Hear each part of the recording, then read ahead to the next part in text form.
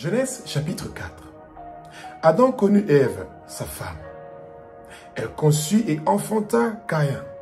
Et elle dit, j'ai formé un homme avec l'aide de l'Éternel. Elle enfanta encore son frère Abel. Abel fut berger et Caïn fut laboureur. Au bout de quelque temps, Caïn fit à l'Éternel une offrande des fruits de la terre.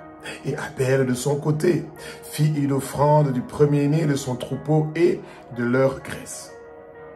L'Éternel porta un regard favorable sur Abel et sur son offrande. Mais il ne porta pas un regard favorable sur Caïn et sur son offrande. Caïn fut très irrité et son visage fut abattu. Et l'Éternel dit à Caïn, « Pourquoi es-tu irrité et pourquoi ton visage est-il abattu ?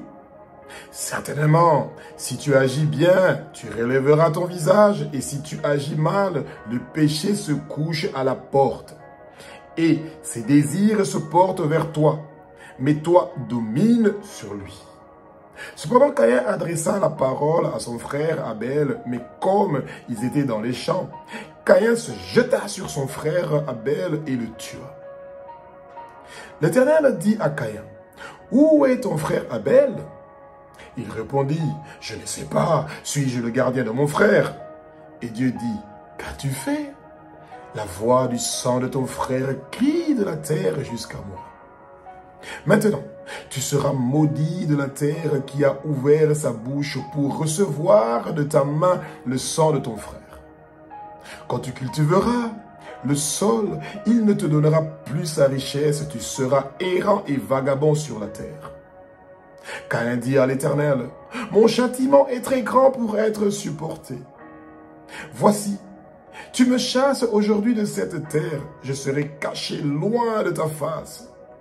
Je serai errant et vagabond sur la terre, et quiconque me trouvera me tuera. » L'Éternel lui dit, « Si quelqu'un tue Caïn, Caïn sera vengé cette fois. » Et l'Éternel mit un signe sur Caïn pour que quiconque le trouverait ne le tuerait point.